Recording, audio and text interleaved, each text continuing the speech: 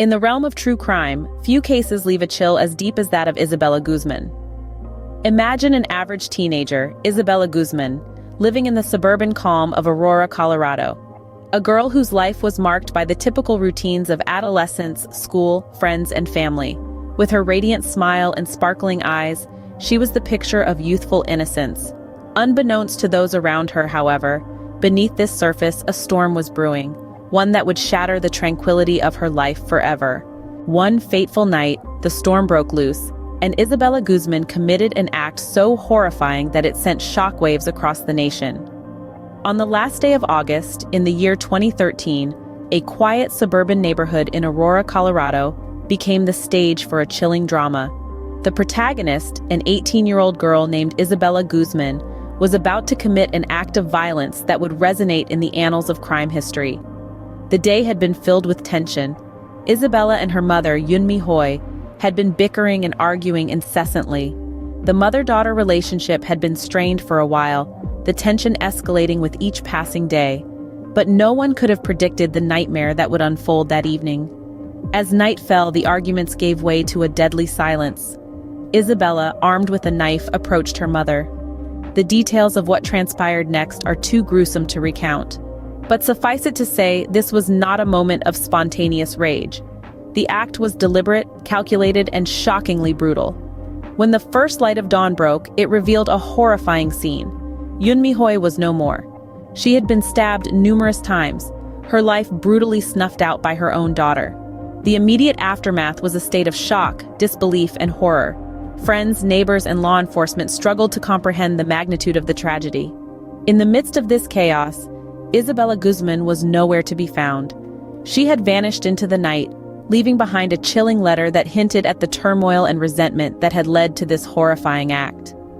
The search for Isabella began, but the damage was done. A life was lost, a family shattered, and a community left to grapple with the brutal reality of what had transpired. When the deed was done, Isabella Guzman had crossed a line from which there was no return. The horrifying act was a point of no return, not just for Isabella, but for all those whose lives were touched by this tragedy. The tale of Isabella Guzman would continue to unfold, but this fateful night would forever remain etched in everyone's memory.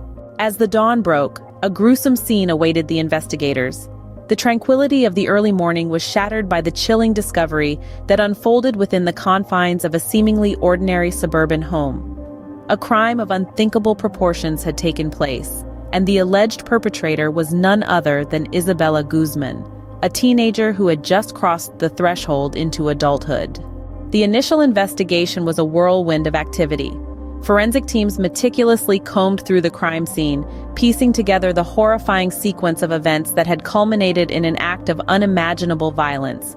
As the investigators delved deeper, they found themselves grappling with a case that was as baffling as it was gruesome. Meanwhile, the arrest of Guzman sent shockwaves through the community. The news of her alleged involvement in the crime spread like wildfire, sparking a wave of disbelief and horror. How could someone so young, with her whole life ahead of her, be implicated in such a heinous act? Public reaction was swift and unforgiving. Overnight, Guzman went from being an average teenager to a household name. Her image splashed across every news outlet. Yet the girl behind the headlines remained an enigma, her motivations shrouded in mystery. Guzman, a mere teenager, was now at the center of a murder investigation, her name forever linked to a ghastly crime. In the court of law, the evidence was overwhelming. The case against Isabella Guzman seemingly airtight. The trial, a spectacle of justice, hinged on a few crucial pieces of evidence. First, the murder weapon, a knife, was found at the crime scene, its blade still whispering tales of the gruesome act. Second, the chilling surveillance footage, which showed Isabella entering her mother's room just moments before the incident. Lastly, the haunting 911 call made by Isabella's stepfather that captured the horrific aftermath of the crime. The prosecution laid out a compelling narrative, painting Isabella as a cold-blooded killer, driven by a deep-seated resentment towards her mother. They argued that Isabella had meticulously planned the murder, a calculated act of brutality that sent chills down the spine of anyone who heard the details. But the defense had a different story to tell.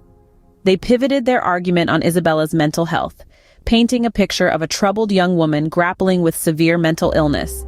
They claimed that Isabella was a victim too, trapped in a battle with her own mind, her actions the tragic outcome of a system that had failed her. The verdict, when it came, was as shocking as it was inevitable. Isabella Guzman was found guilty of first-degree murder. The sentencing was equally severe, a life sentence without the possibility of parole. The courtroom fell silent, the weight of the decision pressing heavily on everyone present. The public's response to the verdict was a mix of relief and unease. Relief because justice had been served.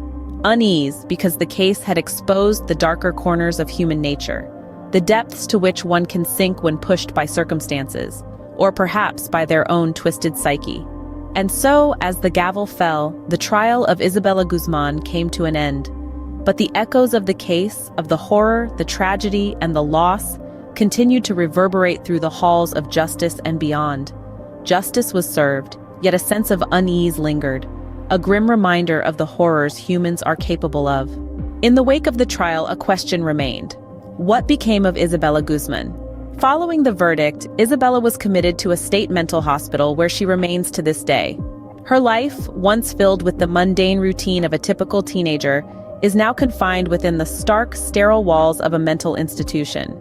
Yet even as she serves her sentence, her story continues to resonate beyond her confinement. The community was left in shock, grappling with the horror of the crime. The case sparked a public discourse, a conversation about mental health, the justice system, and the signs that are often overlooked until it's too late. It's a conversation that continues to evolve, shedding light on the shadows of society. Isabella Guzman's story is a chilling testament to the darkness that can lie beneath the surface. Subscribe and hit the bell icon for more videos.